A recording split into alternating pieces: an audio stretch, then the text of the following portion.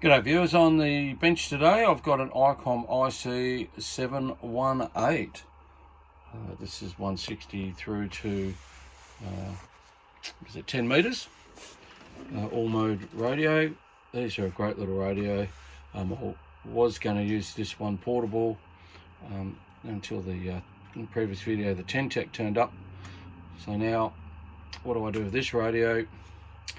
I should keep it. When I bought it, it came in its box.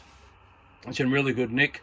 The only thing it didn't come with was the DSP unit in it, which was unfortunate. But I managed to source one of those out of the States. Took me about 5 minutes to install, and it made a huge difference to the radio. These are a great radio. They don't have a internal ATU as such.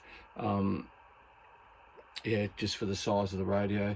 The other thing I did get as well with the radio was a SM20 desk mic, which is a real bonus because they're really hard to get as well. And the two work really well together. Obviously, I'm just hooked up onto a dummy load, as I always do with all my radios. First, make sure I'll put it in. So, yeah, just a decent radio. It's obviously, it had the Mars mod done. It's amazing how many ham radios you buy these days from ham radio operators, and they forget to tell you, oh, by the way, doesn't bother me. I've got enough CB radios. I don't need to use a ham radio on CB radio band. I don't really talk on the CB that much these days. Yeah, so yeah, just go through the bands. You can't wait for that band to start opening up, obviously. Obviously, it's a great receiver, great all-round radio. I won't go through all the different menus and setups and everything like that. Obviously, they've been done to death on plenty of videos by plenty of people. But the main thing was to get the DSP unit for it. They do make a lot of difference, and they're well worth getting if you can get your hands on one. Yet again.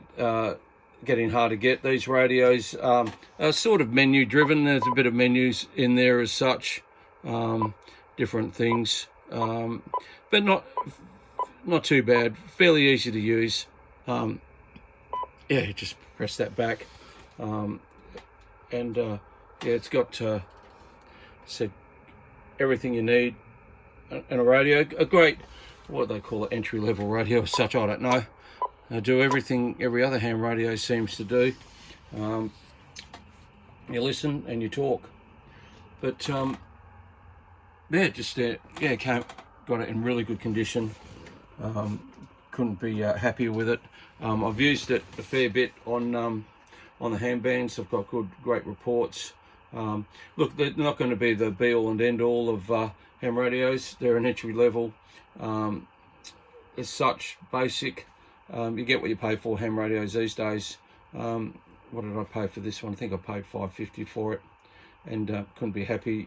The DSP unit cost me about $140 Australian from the States. I couldn't source one locally. I put plenty of ads out there, and yeah, nobody seems to have a spare one floating around. These radios don't seem to really break down or do have much trouble at all. Icom make great radios, as we all know, and yeah, couldn't be happier. I'll probably I do use, as I said, I do use one from time to time on the ham bands, and it yeah, performs really well. The standard ham mic isn't much to rave about, but put in the SM20 on it.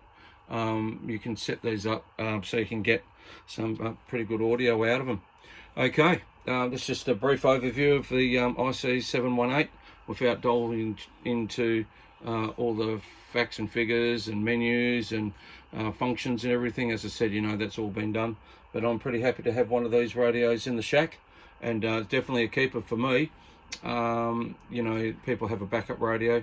Every now and again, I just like to use different radios, see what they can and cannot do. And yeah, as I said, couldn't be happier. 73s for now.